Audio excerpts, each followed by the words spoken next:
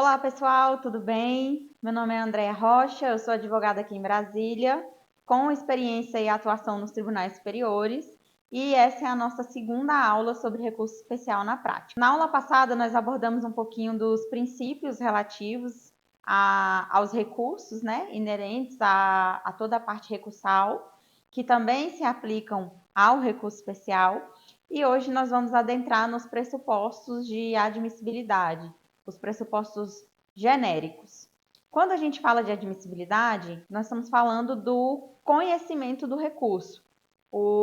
Quando o magistrado vai fazer a análise recursal, essa análise é subdividida em dois aspectos: os aspectos de conhecimento e os aspectos de mérito. Então, a admissibilidade do recurso especial é essa análise do conhecimento. Se o recurso conhece dos pressupostos gerais, incluindo tempestividade, incluindo não esbarrar na súmula 7, entre todos aqueles aspectos, que a jurisprudência do STJ tem criado relativa à admissibilidade recursal, e após essa análise é feita a remessa para o STJ. Então, o primeiro ponto que nós temos que ressaltar é que a análise de admissibilidade do recurso ela é feita pelo presidente ou pelo vice-presidente do tribunal local, a depender do regimento interno. Então, é necessário fazer essa consulta lá no regimento do tribunal para ver certinho a quem compete essa análise de admissibilidade. Feita a análise de admissibilidade no tribunal local, ela não vincula o relator do recurso especial no STJ.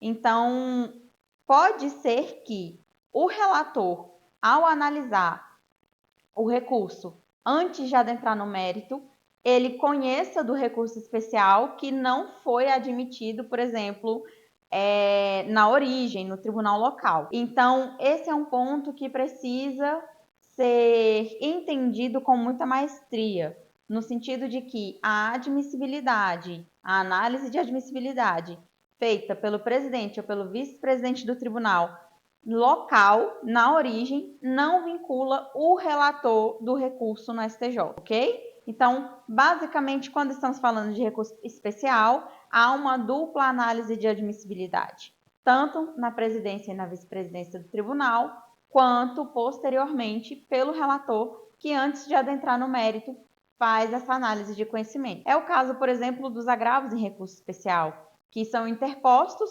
contra a decisão que não admite, e ao ser feita essa análise pelo relator no STJ, existe ali o saneamento do suposto vício, de inadmissibilidade, o recurso é conhecido e tem um mérito julgado. Dentro da análise de admissibilidade, o primeiro ponto que deve ser analisado é a legitimidade.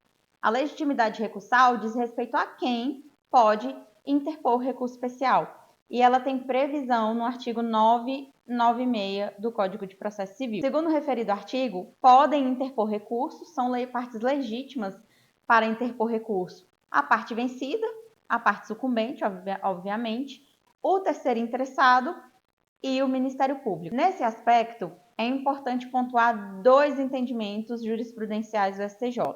O primeiro é que o terceiro interessado, para ser considerado como tal, não necessita demonstrar interesse econômico e reflexo. Esse interesse do terceiro interessado pode se condicionar tão somente ao prejuízo jurídico.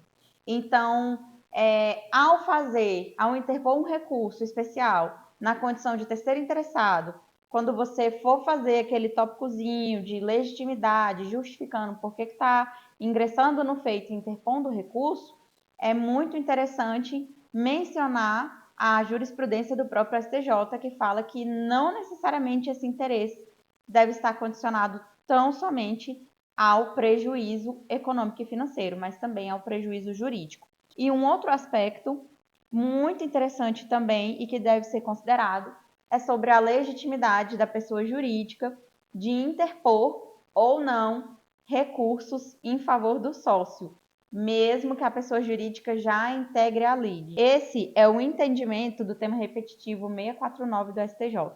E o que ele quer dizer?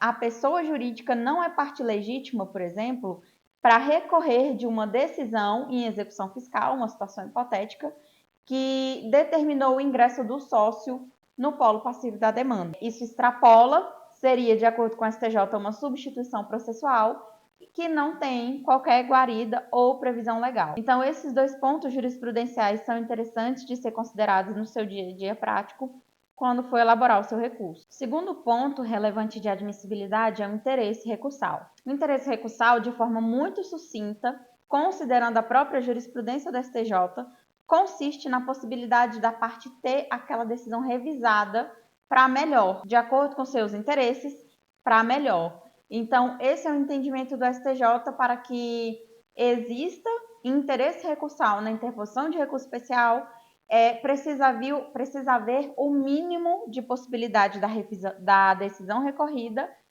para melhor. Então, a parte sucumbiu na decisão recorrida e o interesse ali de interpor o recurso é que pelo menos algum ponto, algum aspecto da decisão seja melhorado e a sua sucumbência seja reduzida. O quarto aspecto relativo à admissibilidade do recurso especial é a tempestividade. E esse é o ponto que de longe causa mais dores de cabeça e prejuízos que nós vemos no dia a dia prático. Um ponto que deve ser ressaltado é o previsto no artigo 1003, parágrafo 6º do CPC, que diz que a parte deve comprovar, na data da interposição do recurso, a ocorrência de feriado local. E aí eu vou particionar o artigo em duas partes para a gente entrar e entender direitinho como que funciona. O advogado precisa ter em mente que o recurso especial ele é um recurso nacional. Ele vai ser remetido para um tribunal que tem jurisdição em todo o território nacional. Mas, apesar disso, a interposição dele ocorre no tribunal local, no tribunal de origem. E o nosso país é um país de dimensões continentais. Então, às vezes, existe um feriado local acontecendo no Rio Grande do Sul, mas que, ao mesmo tempo, não está acontecendo no Pará. Por isso, a determinação do legislador para que o advogado comprove a ocorrência de feriado local na data da interposição do recurso. E como é que acontece essa comprovação? Bem, a jurisprudência do STJ já definiu que a mera menção do artigo de lei no recurso não é suficiente para comprovar a ocorrência de feriado. Então, além de protocolar o recurso especial, você deve juntar em conjunto a legislação. Eu normalmente junto a legislação lá do Planalto, bonitinha, indico ela também no recurso como comprovante e a portaria do tribunal, se existir, comprovando esse feriado local. Esse é o primeiro ponto. Esse ano, o artigo 1003, parágrafo 6º do CPC, teve uma alteração e foi incluído na sua segunda parte, no sentido de que se o advogado, a parte, não comprovar a interposição do recurso, a ocorrência de feriado local na data da interposição do recurso, caberia ao relator atribuir um prazo razoável para sanar esse vício. Bem, pessoal, essa é uma alteração muito recente. Apesar de estar previsto no CPC, ainda não temos jurisprudência do STJ nesse sentido, permitindo esse saneamento de vício, meramente formal, de comprovar o feriado local ou não, em momento posterior à interposição do recurso. Então, apesar de tudo isso, a nossa orientação é realmente pecar pelo excesso. Ainda que exista a previsão no CPC, juntar o comprovante de ocorrência de feriado na data da interposição do recurso para não ter maiores dissabores. E tem uma lista de feriados que são abordados na jurisprudência do STJ, que, na verdade, não são feriados nacionais, são pontos facultativos ou, às vezes, feriados locais, e por isso mesmo devem ser comprovados na data da interposição. Entre eles estão o Corpus Christi, não é feriado nacional, a Semana Santa, os dias que precedem a Sexta-feira da Paixão também não é feriado nacional, o Dia da Consciência Negra, em 20 de novembro, Dia do Servidor Público, 1º de novembro, dia 6/9, hipótese de emenda ao feriado da Independência do Brasil, que seria um dia anterior ao dia 7 de setembro, e por isso seria uma hipótese de emenda ao feriado da Independência do Brasil. Essas datas, apesar de grande notoriedade, não são feriado nacional, então precisam ter a sua ocorrência comprovada na data da interposição do recurso, sob pena de não ter o recurso admitido. Como eu disse, há hoje a disposição no artigo 1003, parágrafo 6º do CPC, admitindo aí o saneamento do vício na hipótese de não comprovação, mas é tudo muito recente. Nós sabemos que o STJ às vezes não segue o que está disposto na legislação processual, né? Inclusive cria seus requisitos de admissibilidade próprios. Então, pecando pelo excesso e garantindo os direitos e os interesses do cliente, principalmente em casos relevantes, é melhor já comprovar a ocorrência de feriado na data de interposição. O quinto ponto que deve ser observado na admissibilidade do recurso especial é o preparo. O preparo é o recolhimento daquele valorzinho lá que defere o processamento do recurso ou permite o processamento do recurso. Existem algumas nuances que precisam ser observadas. A primeira, pessoal, é que o mero comprovante de agendamento do pagamento da guia de preparo não comprova o recolhimento. Então, às vezes, já chegaram diversos casos desses aqui no escritório para a gente, em que o advogado pede para o cliente pagar, recolher o preparo, manda a guia, e o banco do cliente não faz o pagamento automático se a guia de preparo tiver com a data de pagamento posterior. Por exemplo, digamos que hoje é dia 4 de abril, a guia de preparo está com data de vencimento para o dia 10 de abril. O aplicativo de alguns bancos automaticamente joga essa data de pagamento para o dia 10, que é a data do vencimento.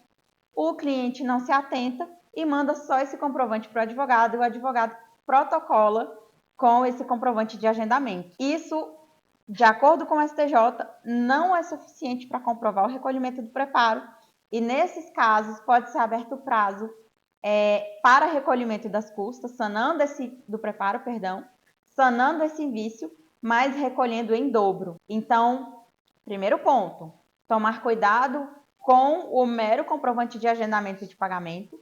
E o segundo ponto é que, se o preparo, de qualquer forma, não for comprovado na data de interposição, de acordo com o CPC, deverá ser aberto o prazo para recolhimento em dobro do valor. E tem essa opção específica lá no site do STJ, quando vai ser emitida a guia. Outro ponto, o valor do preparo é R$100 e houve apenas o recolhimento parcial, R$89, um exemplo. Nesse caso, de acordo com o CPC, será aberto o prazo de 5 dias úteis para que a parte recorrente recolha os valores complementares. Apenas os valores complementares.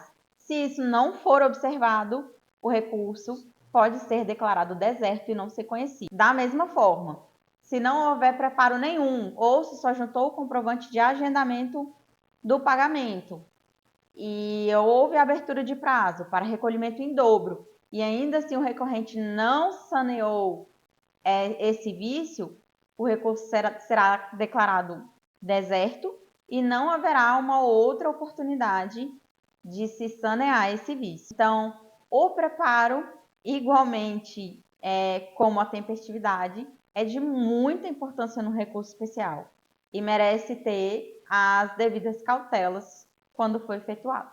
Então, esses são os pressupostos genéricos de admissibilidade do recurso especial. Eu chamo muita atenção para a tempestividade e para o preparo, né?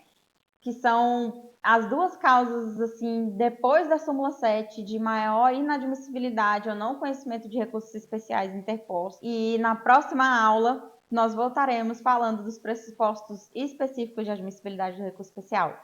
Muito obrigada pela sua audiência e até mais.